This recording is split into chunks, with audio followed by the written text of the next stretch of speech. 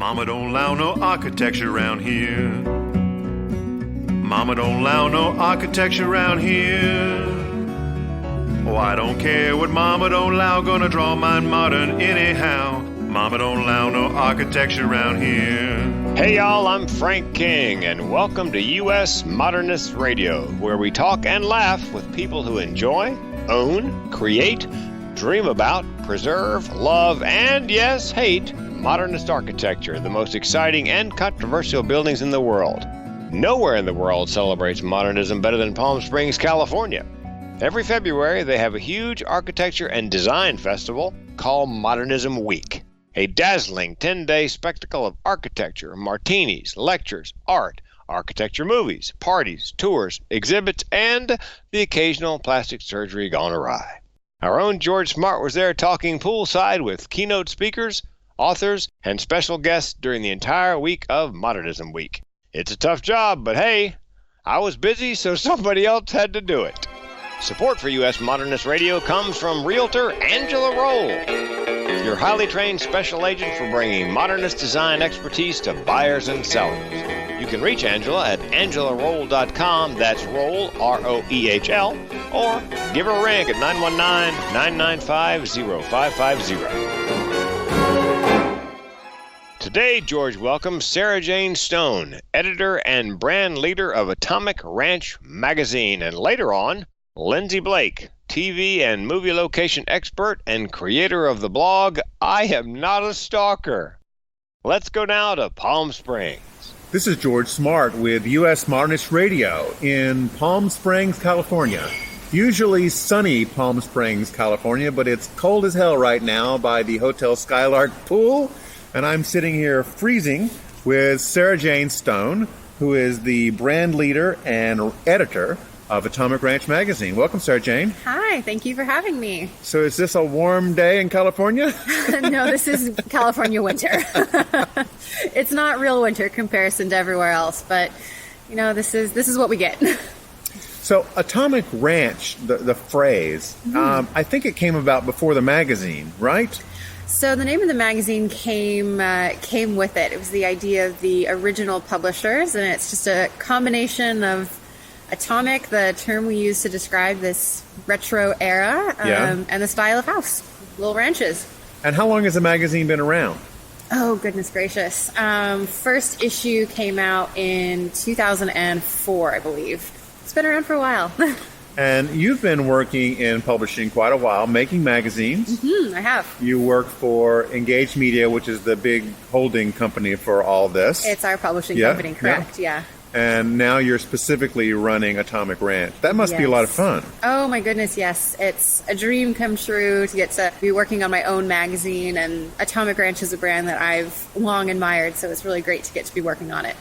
And you write for the magazine as well, don't you? Yes. I firmly believe that an editor should always have their voice in the magazine, and so I always reserve a favorite home tour to write myself each issue.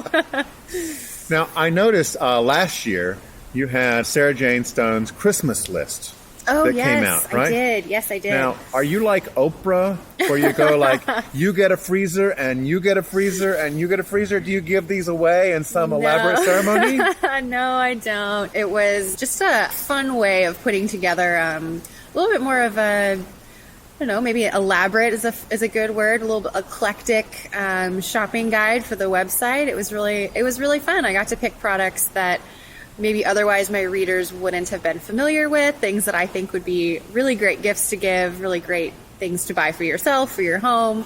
So it was a lot of fun.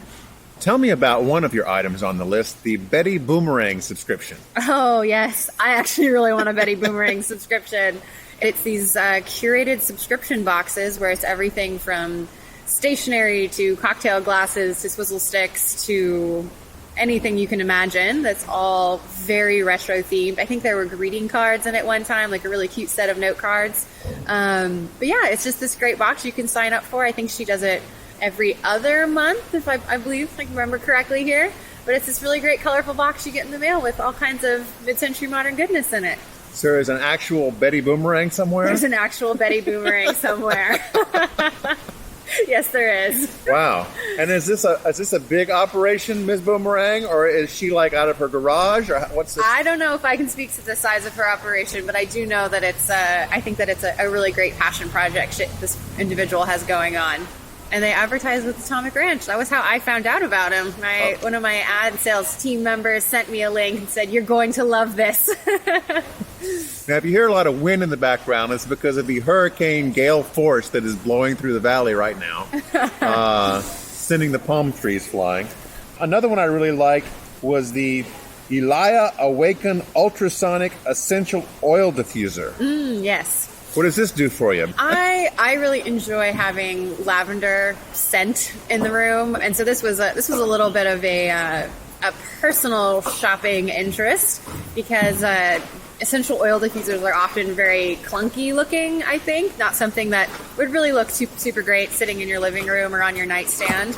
And so personally, I was on a hunt for one that I thought would be That's more a train aesthetically going by, folks. It's just the 6 o'clock to Yuma. I was looking for something that would have a little bit of a better vibe to it, and I found that particular one online. So, tell our readers who aren't familiar with Atomic Ranch what the main thrust of the magazine is and how you try to reach people who are so into this mid-century modern retro, which seems to have stuck with us as a trend for longer than usual. You know, I don't think this is a trend so much as a lasting design aesthetic. Mid-century modern isn't going anywhere, not in my opinion, at least. Okay. So yeah, Atomic Ranch is a magazine, a brand devoted entirely to mid-century modern architecture and design.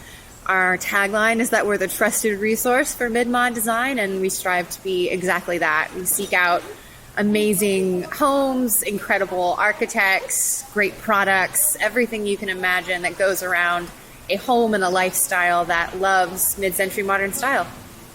Now, you cover the classic homes, I'm sure, Lautner homes and Neutra homes and Quincy Jones homes and things like that. What are the architects that are making new homes now? Are they attracting your attention at all, or is it all homes from the 50s, 60s, 70s? Our readers, our audience really do like the period homes. Okay. An incredible number of our readers already own mid-century modern homes. They want to see other mid-century modern homes, ones that have been renovated and cared for and preserved, ones that have been moved forward to suit a contemporary lifestyle a little bit better, you know, maybe changing up that galley kitchen, adding some square footage to the hall bathroom, things like that. But yeah, my readers are really passionate about living in period homes. What about the case where there's a revival? I know they're building a lot of new Eichlers now. Yes. Out of the ground. Does that count? I think my readers care about those ones. Interestingly, Troy Cudlack, who's behind the Eichler homes, and Stephen Shields, who's on the panel with you just the other day, they are behind that project. And so Troy actually was able to source and use the original Eichler floor plans. So there's a lot of intention and authenticity behind these homes, and then has brought them to the desert, where he's added some of the modern conveniences that I'm sure would have been included in these homes had they been being built today in the first place. Sure. Yeah. Now, did you ever talk with Monique Lombardelli? I have not gotten to meet her, no, but I know she was very deeply involved in the whole process of acquiring those floor plans. She would be a great interview for you. I'm sure she would be. And she's in San Francisco, I think, in the Bay Area. So, you know, great little road trip for you. Oh, sounds like a great weekend. She's been a guest on our show talking about the Eichlers and just how significant they were. Mm-hmm. Steve Jobs grew up in one, I understand. Oh, yes. Uh-huh. Oh, my goodness, he did. That's right, yeah. In fact, I think the house is still standing. I believe it is, yes. In a neighborhood full of Eichlers. There are some incredible pockets of Eichlers up in San Francisco area. We actually have featured a few just recently, and a couple more are on the way. You've got to think that affected his design sensibilities about the Apple products. I think it definitely did. I was actually just having a conversation with a friend earlier today who was saying that he thinks that the design of the iPhone was a real turning point in how people dress and how people live and how people seek their homes to be, and that it really did bring us back to the mid-century aesthetic of clean lines and simplicity. Sure. When the iPhone came out, you saw more of those ads using that iconography Yes. from the 50s. Mm-hmm. And when I think about what our cell phones looked like before everyone had to run out and get that brand new iPhone, it really did change what we deem as beautiful. And I think there's a lot of intention behind that clean-lined design that has come forth from them. When the iPhone came out, I remember we used to think the clamshells were just the greatest thing with yes. phones. Yeah. Mm-hmm. And then they went out of fashion instantly. Very quickly. They were gone. And I have to say, I do think an iPhone probably looks a little more at home sitting on a mid-century credenza than my old flip phone would have. Right. Well, Atomic Ranch, the magazine, besides being a publication, what other kind of things do you do as a company? You come out to Palm Springs and put on these great seminars. Yes, we're very active with Modernism Week. We love getting to come out and do these educational seminars that talk about finding your mid-century home, renovating, preserving, designing. That's a big part of what we do. I think that it really does speak to our heart for being that resource. So basically anything that falls into the category of making us a resource, that's what we do. We're seeking to be involved with more preservation groups, more events similar to Modernism Week. We're very active online, and we have a lot on the horizon, actually. Okay. Stay tuned, right? Keep your eye on Atomic Ranch. More is coming for this brand. I assume you have some sort of nice swag store where people can get like Atomic Ranch hats and Atomic Ranch t-shirts? Oh, don't mention t-shirts too loudly. Okay. Our team is in the process of deciding exactly what we would have a t-shirt say. Okay. So we're in a little bit of a voting process right now. I see. Well, can I get a coffee mug yet, or is there anything I can get that has Atomic Ranch on it? I can hook you up with some glasses. We have cocktail glasses, Cocktail of course. glasses. Okay. Yeah. Martinis are just little old tumblers. fashions. Okay. Old fashions, yeah. Okay. And they've got our logo on them. So yeah, but we're definitely looking forward to introducing more items to help people outfit their mid-century modern homes with Atomic Ranch gear. Yeah, I could see like an Atomic Ranch clock that worked in a sort of atomic way, you know. If I'm honest, I really want a set of note cards. I'm very partial to stationery. Yes? I have a drawer full at home. Is that the literary part of you? You know, maybe a little bit. Like the Emily and Charlotte Bronte style of writing these passionate notes on small pieces of paper and sending them off? Yeah, you know that crazy thing called snail mail? Yeah. Yeah, we have some great... I bet you've been seen buying stamps in public. Oh, my goodness, yes. I have a book of stamps in my wallet at all times. I can prove it to you if you want me to. We have some great advertisers that sell beautiful mailboxes, great mid-century modern style mailboxes, and every time I see them, it's like an encouragement of, oh, I need to send another letter. I'm very adamant about keeping that going. Yeah. I've seen those mailboxes, and what's fun to do with them is to just knock them on the side, and you hear that hollow sound that takes you back. You know, because when you open up a conventional sort of thin metal mailbox, there's no there, but you open up one of these things and it's like boom. They're very substantial, very sturdy. Yeah, we have several great advertisers that do these mid-century modern inspired mailboxes, either for the side of your house or, you know, when you actually have one that stakes in the front lawn. They're beautiful. When I see their ads come through for layouts, it's like, oh, yes, stationary. And they have the flag, right, that pops up on the side? Yep. That old-timey red. Drive around Palm Springs and you'll see a lot of them around here. I would bet so. It makes me think about that movie. The mailbox wasn't mid-century, but the house was, called The Lake House with Keanu Reeves and Sandra Bullock.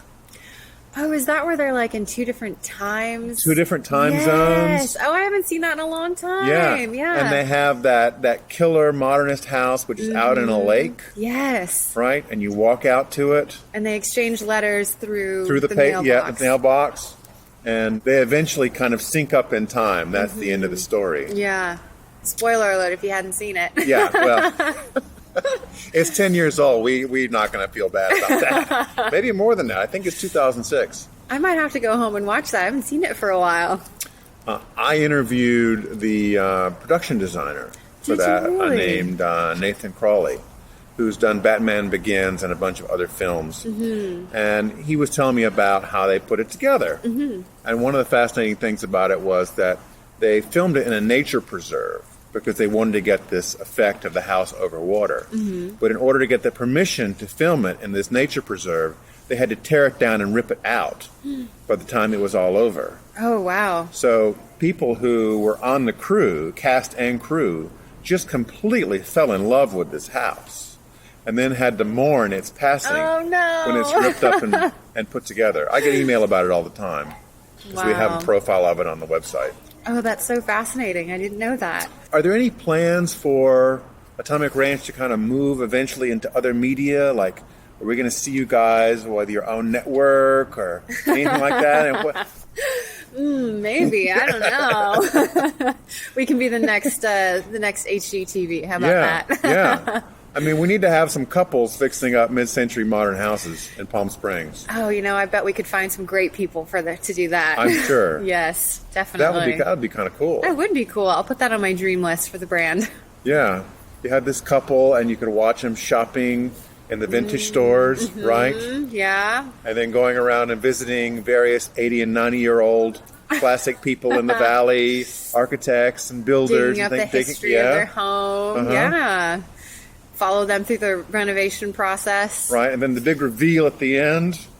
And then at the very end of the episode, the close-up of the Atomic Ranch magazine. Sitting on the coffee table. Right. Oh, it's beautiful.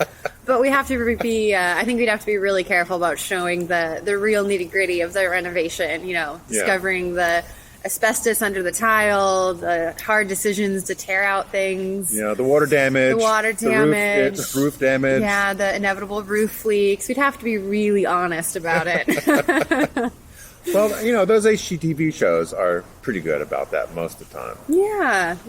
And I mean, you don't want to have a show be stressful for somebody, so they can't just show the trauma of the terrors of renovation. Right. Oh my goodness, we're making preservation of mid-century homes sound like an absolute nightmare. It's not. It's worth it. It is worth it. We're not trying to discourage anybody. There are no zombies. No zombies in home renovation. There are no zombies involved at all.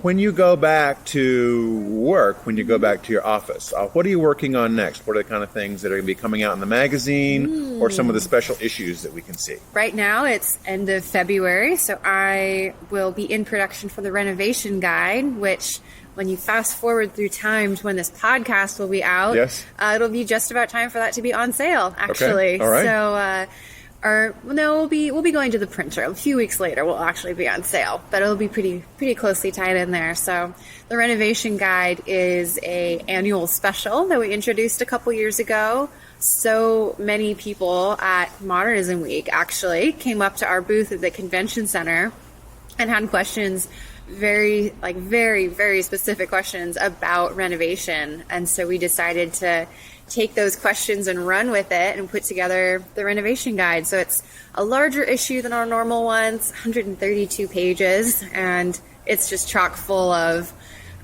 we've got more house tours than in our regulars. We've got a lot of architect interviews. Our shopping guide focuses a lot around the hard materials necessary for renovation. It's a lot of fun to put together. It's an absolutely massive jigsaw puzzle. Now, do you do just one special issue a year? We actually do 2 specials a year. So the other one that we do is called the Design Issue, Renovation Guide Design Issue. And that one we bring out just before the holidays. Normally comes out in December. And that was answering reader interest in digging in deeper into the history of their furnishing. So a lot of information about the designers that everyone loves so much. And we feature homes that have absolutely exquisite collections of mid-century furnishings. Ones that are definitely the dream-worthy homes. Okay. Yeah. It's those 2 specials, they really chase after reader interests that have been expressed to us in person and online. So there's a lot of joy behind those ones, actually, because I know that we're getting right to the heart of everything that our readers really want to see. So you've got 2 special issues and 4 regular issues during the year. Where can people go online to subscribe to the magazines? atomic-ranch.com. Okay. Yeah, right there on the homepage, there's a cute little button up at the top. It's the most recent issue of the magazine's tilted on its side, and it says subscribe right next to it. Just hit that. Hit that, and you'll be taken to a landing page where you can either subscribe to the magazine, you can buy back issues, you can do digital copies of the magazine as well if you'd rather have it on like your iPad, your Kindle, whatever nice. that tablet type device you have is. So yeah, just head to our website and you can subscribe and pick up any issues you might have missed. Yeah, everything's right there. Now, that's atomic-ranch.com. Yes. If you do just atomicranch.com, do you go to like a farm in Iowa? Where does it go? It goes to, this site is available. Honestly, even if you just Google Atomic Ranch, we're the first thing that pops up. Okay, very good. Nothing clogs our traffic in that way. Well, thank you so much for coming by and Of talking with me course. this afternoon. Yeah. And have a great rest of your journey here in Palm Springs. Thank you so much. Thank you for having me.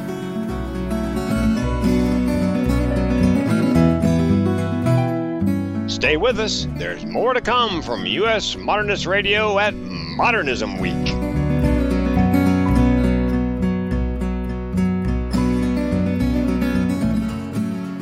Hello, this is George Smart with US Modernist Radio, and I am here at the wonderful Modernism Week in Palm Springs, California, poolside at the Hotel Skylark, and my guest today is Lindsay Blake. Now, that might not be a household name to you, but when you go on Google, you're really going to like what you find. Lindsay is I guess prolific would be an understatement, blogger whose blog is called I Am Not a Stalker. She's really right up front about that. You'll watch her adventures not stalking hundreds or thousands of homes now. Welcome, Lindsay. Yeah. Thank you for having me. As I go through your blog, and I've been a fan forever, I get to see your smiling face out in front of all kinds of structures. Yes. I mean, you do homes and businesses and banks and burger joints and coffee houses.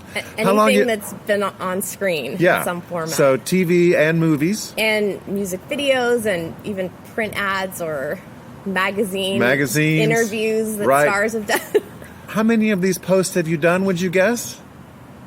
It has to be 3,000 or more. 3,000. I honestly don't know. I've never looked back, but I started in November 2007. Okay. And I've been doing it pretty regularly since then. So 11 years, roughly, yes. So it makes me feel really old, but yeah. You know, I've been doing our website for about 11 years. It's about the same. And my wife refers to it as an 11-year seizure.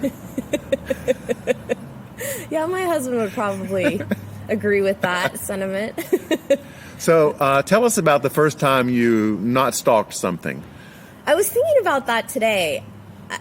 I really think that this started because when I was little, my family and I would go to the movies all the time. My parents loved the movies. And my mom would always make us stay till the end of the credits. Because back in the day, they would say, this movie was filmed on location in San Francisco or wherever they filmed. They don't do that ever anymore. Not so much, no. But my mom was always fascinated to know where movies were filmed. And my dad, it would drive him crazy because we'd have to sit till that's the very last credit that comes up. So that's kind of how I think it got ingrained in me. And then when I moved to LA, I grew up in San Francisco, far removed from Hollywood. Sure. But was always completely obsessed with movies and TV and celebrities. And when I moved to LA, we moved to Pasadena, which everything is filmed in Pasadena. And I'd walk out my door and I'd see the little yellow filming signs. It was like a treasure trove. I mean, every time I left my house, there was some filming going on, and I'd follow the signs and go watch the filming. And so it just became even more and more of an obsession for me, these locations. But I think the first thing I ever really stalked, I want to say, was the town of Healdsburg from Scream, the movie Scream. Healdsburg. Now, where is that? That is in Northern California near Santa Rosa. And my aunt lives in Santa Rosa. And so I watched the end of the Scream credits after seeing it the first time because I was obsessed with that movie. And it said that it was filmed in Healdsburg in that area. And so my aunt lives there. And so we drove up from San Francisco to visit her and kind of went to all the locations from that movie that were in Healdsburg. My mom actually suggested we go to the police station and ask them where filming took place. And lo and behold, filming took place at the police station, ironically, but also the cop we talked to had tons of information. Oh, of course they're going to know, right? I wouldn't have even, that one never would have occurred to me. My mom's a better stalker than I am. But so you're second generation. Oh, yes. I come by this naturally. So he took us on like a little walking tour of the areas used in the downtown. And I really feel like that was my first real stalking adventure. I think I was about 19. So now, did you do like mother-daughter tricks together? My mom will often come stalking with me, yes. Okay. But she's not as obsessive about it as I am. I see, okay. Yeah. And so as you started after your first couple of them, did you blog right away, or was there a time that you just were doing this as a hobby? No, it was definitely a hobby. I was trying to act in LA. That's why we moved to LA. And I was working as a personal assistant. That was my money job. And whenever people would come visit me from back home, they'd stay the weekend and I'd take them on tours of filming locations. And everyone would say, you need to start a tour company or a blog or something, because I had all this information that I had accumulated. And, it was just, I wasn't giving it to anyone. It was just mine in my head. And everyone was like, you need to put this to paper or something to share this with other like-minded people. And so I thought a tour company wouldn't be really up my alley. And so I started a blog and just kind of went from there. And you have a lot of followers of that blog. Yeah. It's definitely a niche kind of interest. A lot of comments. People write you and talk about the locations and the movies and ask really interesting questions. It's been eye-opening to me because most of my friends who would come visit could care less about the filming location that I'd take them to. And so I kind of thought I was the one person in the world who was interested in this subject.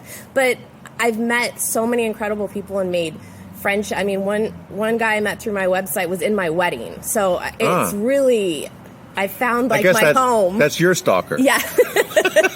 Yes, guess so. You got to have one, right? Right, exactly. What were some of the iconic houses in LA that you had on your list early on? The 90210 house, the Walsh family home, was definitely my number one, and still is. It's because you're a big fan of that show. I read, like super fan of 90210. Still to this day, we just moved, and I've been unpacking, and I still have the dolls, and they're on proud display in my office. I'm just still in love with that show. I'd forgotten there was a doll series for that. Yeah, the 5 of the cast had dolls. Okay. And so did Gabrielle Charteris get a doll? No. Oh man, she was my favorite. Was she? Yeah, because she had that talk show for a little while. Gabby, I think it was called. Yeah. Being a nerd myself, I was just completely, head over heels with her. She is the president of SAG now. I didn't know if... Well, there you go. Yeah. There you go. She's been the president of SAG for a couple of years. Couple years? Yeah. Okay. I ran into her at a Starbucks in L.A. randomly and got a picture with her. Yeah. That's the best part of L.A. You just never know. You never know what's going to happen. Who's in line in front of you at Starbucks. So tell me about some of your other early buildings that you were seeking. We've covered 90210. A lot of 90210. The Gamble House is a big one, which right. I That's one of our favorites. Yes, and you talked about it on your podcast. Tell our listeners about that connection with popular culture. So the Gamble House was used as Doc Brown's house in Back to the Future, but his 1955 house. By the time he gets to 1985, he's living in a garage, which was modeled after the Gamble House garage behind a Burger King. They kind of made it that the Gamble House got torn down or whatever, and he was living just in the garage. But yeah, it was used for that, and it's one of the most gorgeous houses I've ever seen. And it's open for tours, which is awesome. It's open for tours, yes. And the inside was not used in Back to the Future. I don't know if you know this, but there's a house called the Blacker House, also in Pasadena. No. Oh, that house is incredible.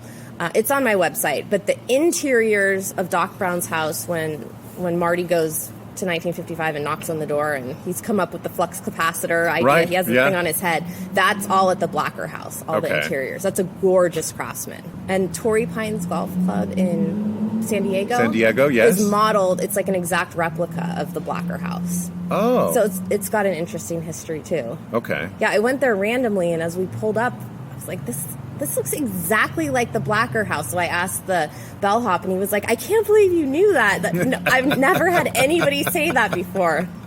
But Well, they don't know who they're dealing with. I didn't know I was a stalker. Modernist houses, which is Yes. why we're out here, have had a very prominent role in movies over time. Which of Very. those have you run into? My favorite is the Level Health House from LA Confidential. Yep. That was one of the very first that I stalked too. My mom loves LA Confidential, and so she really wanted me to find that house. And that house is just incredible. Was that Kim Basinger's? No, house? she lived in a Spanish-style house that's Okay. by the Wilshire Country Club. That was Pierce Patchett, his house. Oh, What's right, his okay. name in real life? I'm drawing a blank. It'll come to me. But there's that iconic image of him standing in his driveway, and he has that gorgeous white suit on. It's kind Yes. of blowing in the breeze when Kevin Spacey goes to interview him. Kevin Spacey or Russell Crowe, one of them goes to interview him. So it had a very prominent role in that movie. And what about some of the houses by John Lautner that were in tons of movies? Oh, he's incredible. The Chemisphere and... The Chemisphere House, that was in Body Double, Yes, I think, and something then, else. Well, they kind of built a model on a set that resembled it for Charlie's Angels. Oh, really? Yeah. For Full Throttle, right? The first one. The first one? Yeah. Okay. Yeah. And then I recall there was a Mel Gibson Lethal Weapon. Yes. What is the name of that house? I can't Where think of. They pulled it down the hill. They pulled it down the hill. Glad they didn't do that in real life. That's another one they built a model for. That's an astonishing house by That Lautner. house is incredible, and you can really see it. I mean, you can drive right up to it and see it from the road, which is great for stalkers like Yes. me. But that one's really visible where so many aren't. Also, the Schindler home in Los Feliz was used as Jack Black's house in The Holiday. Oh, okay. That's a gorgeous house, too. But again, it's not very visible from the street, unfortunately. Okay. So, Stalking is fun to talk about, but people generally perceive that as negative. yeah. For those people out there who are thinking about embarking on a career such as yours, what are some general rules of the road of visiting famous houses and locations? I just had somebody Facebook message me about this yesterday. Where can I stand? What can I walk on? Generally keep to what's legal. Don't go on private property. I never trespass. I never, hold my camera above a fence. I try to stay respectful because, you don't want to disturb the These owners. people live there, Yeah, yeah. and you want them to be excited about living in a iconic movie home and doing things like trespassing or stealing. I know the Thriller House in Angelino Heights in LA, people have stolen stuff from that because it was in a Michael Jackson video. And that's just, it's disheartening. It makes me rethink what I do, giving out addresses, because, first of all, when you steal something, you're taking away a piece of the history of what was in the movie, and you're stealing and disturbing the owner. It's just Have you ever kinda thought sad. of I Am Not a Stalker classes?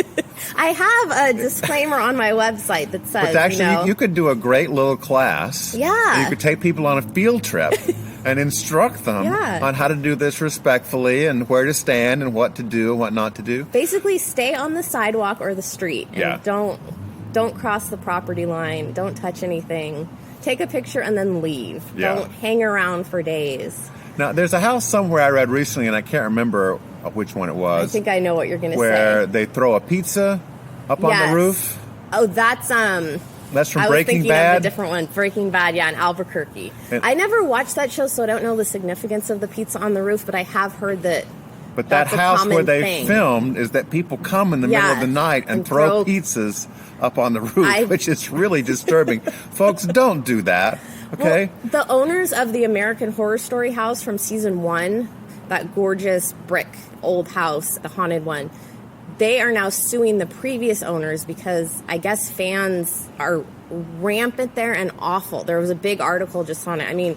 Fans have climbed up to their second-story window to pose on the ledge of the windowsill for pictures. It's insane what's going on with that house. So the owners are suing the previous owners because they weren't warned that it was such a tourist attraction. Wow, that would be an interesting court case. Right? Yeah. And they've put up a fence, and apparently it's done nothing. People just hop I can't even imagine doing something like that, but they're just hopping the fence and going up to the front porch and taking pictures. Well, I can see you filming a little public service ad saying, "Hi, I'm Lindsay Blake, and here's what you should do and not do to express your appreciation for a movie. I mean, that would be a great service to the American public. How to be a polite stalker. Right. Exactly. Right. We'll see. I'll get on that. I'll make a little video for my website. Yeah, really. Please do that and send it to us. Okay? You told me earlier that your mom had her first drink inside a Playboy club. Yep. Where was that? San Francisco. My dad was a member, and long before I met my mom. And when my mom turned 21, he took her there for her very first drink. We had a show recently on Hefner and Playboy and the contribution to modernism. And these clubs, I guess they were pretty much all gone by the late 70s? Yeah, that would have been, I think my mom would have been the early 70s that she had a drink. So yeah, I think they were all gone long before my time, unfortunately. There was one, briefly, it may still be there at the Palms in Las Vegas. Yes. And they're thinking about bringing one back for New York in one of the hotels up in that way. That would be incredible. New York's the perfect place for it. Now, you're no longer living in L.A. No. Where are you living? Unfortunately, I live out here in the desert. So we've been here for 5 years. My parents retired out here, and we followed them, my husband and I. My parents and I are kind of a package deal. We don't we don't stray far from each other. Well, mother and daughter stalker teams are hard to come by, really. Exactly. Now, have you started to explore houses here in the Valley? Yeah, I have. There's nowhere near the inventory of movie locations out here that there is in LA. But yeah, I've done quite a lot of celebrity homes out here. Mm-hmm. So many stars have second weekend homes out here that I've done quite a bit of stalking of, especially old Hollywood. Yes, Cary Grant and Frank Sinatra. Have you been to Copley's? Yes. Because that's his he bought that to be like a guest house. Right, but it was almost like a guest hotel, and you can see when you go in, it was kind of like the hotel we're at now, where it was all these rooms kind of next to each other, and if you go in, you can still see the framework. It's kind of in a straight line, the restaurant, and it's broken down with walls, and you can tell that those used to be the little hotel rooms that he had for his friends that would come to visit him. Yeah, it's a very cool place. It is. It's gorgeous there. Gorgeous. We're having a dinner there on Saturday night. Oh, yeah. Okay. Well, you'll have to go in and look. You really can see the framework of how it was laid out back in the day. So where are some of the houses or movie locations that are still on your most wanted list? A 90201, of course. Okay. Which one is that? Tal Weaver's house. Anybody who... Tal Weaver. I don't remember that character. He was on one episode. It's actor Gabriel Macht. He's now on Suits. Okay. He played Wes Beverly's student, a friend of Kelly Taylor's. And when Brandon and Brenda's cousin Bobby came to visit, he was in the wheelchair. They went to a party at Tal Weaver's house, and Dylan, Steve, and Brandon had to carry cousin Bobby in his wheelchair up this huge set of outdoor steps to get to the door. It was kind of like a conflict set up for the episode. Your memory is amazing, I must say. You've just pretty much recited the script from the episode. It's ridiculous, I know. That's what I'm like. Nobody else cares besides me and like 3 other people. But that one I have been looking for forever. And then I'm on the hunt for the Russo family home from the TV show Blossom, which I did watch Blossom, but I hadn't thought about that show in years. And a fellow stalker wrote to me and asked if I had any intel on that house, and I didn't. And I started looking into it. And now I'm kind of fixated on finding it just because it's proving difficult. So the Russo house from Blossom, folks. Yeah, if anybody knows where that is. You can write into us. And we will set Lindsay on the case, and you can read about it on her blog. Yes.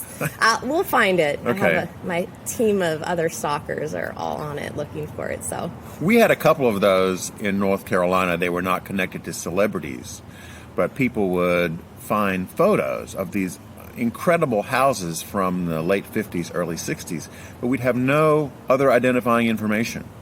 There'd be no street, no town, no owner, nothing. So we would post these pictures sometimes for weeks or months. And then finally someone would write in and say, I think my uncle lives down the street from this. And then we send a volunteer out and they go, no, that's not it. It took a while, but you do eventually figure it out. That is so cool. I really should start. I don't post stuff like I'm typically writing about places I've already found. I should do a most wanted. Does anyone know where this is? Your top 10. Be a good idea for a new page. Yeah. That's amazing that people would write in. Yeah, the Lindsay Blake most wanted list. Exactly. That's I'm going to go start on that today. Yeah, find a house, win lunch with Lindsay. There you go. I'll send you a stocking book, the Ultimate Hollywood Tour book. Right, yeah. How to stay out of trouble Yeah, I'll put on your fan journey. Well, I would think that you should talk with the Modernism Week people here about maybe doing a little talk just on the celebrity aspect of homes here in the Valley and the connection to the movie industry, because that would be pretty well attended. I would love to do something like that. Well, since you're out here, Yeah. you might as well be part of that. Yeah, that would be exciting if people were interested in hearing about that. I'm always so amazed when people are interested in this stuff, because it really seems like such a small group of people who care. Well, everything. Locations. I think everything depends on scale, Lindsay. I mean, if you did a picture like this once, you'd be like, another 2 million people. But because you've done it 3,000 or 4,000 times, it becomes special. Exactly. I mean, everybody skis, but not people ski to get a gold medal. That's a very good point. I think you're in the Olympic finals here. I'll take that. For this. I'll take that. So speaking of that, is there an association of stalkers that you guys get together, have a conference every winter? Are there other people that are doing this as much as you? I would love to take over a hotel like this and have a group of like-minded people get together every year. No. But like I said, I met a great group of friends who are also really good at finding things through my blog. And so I call us the team. So the team. And we all we're so spread out. And one of them, his name is Michael. I feel like he's a really good friend. We never even met. He lives in Minnesota. So he's really a 12-year-old girl named Amy. No, I've seen pictures of him. Sure you have. I've known him for years. Okay. Yeah. Well, thank you so much for dropping by and talking with me. Thank you for having me. I hope that we can chat with you again next year. I would love that. And that. find out what you have discovered if you found the Rousseau house by then. I will. And Tal Weaver, don't forget Tal Weaver. Google that. There's evidently a wheelchair involved. Yes. One episode. Yes. It reminds me of some of my friends who are into Star Trek and know exactly what Kirk did throughout the 1969 second season. Star Trek fans are phenomenal at finding locations, and they will find, the most minute location that was, somebody drove by once in one episode that you barely even saw. It's all documented. They're incredible. Since Star Trek, for instance, was done on a soundstage most of the time. They did use a lot of locations, though. I remember there was a desert scene with the Gorn. And that was that monster that Kirk was fighting, and he had to build that homemade rocket launcher out of like crystals and Folgers flakes and whatever was in the desert. Yes, I think it was at Vasquez Rocks that scene was shot. Yeah. I'm talking though Star Trek the whole franchise. Exactly. Okay. Exactly, like The Next Generation. I never watched those shows, but in researching locations, I've learned so much about I bet you have. the franchise. Yeah. But from every different show and movie, those locations are documented like nothing I've ever seen. So when you have your conference of stalkers, you need to have a trivia night, 90210 versus Star Trek. And see who can answer the most questions about their show. I think as much as I know, I think I'd lose. You think you'd lose? Yeah, Star Trek fans they're rampant. Well, thanks again, Lindsay. We'll see you next year. Okay.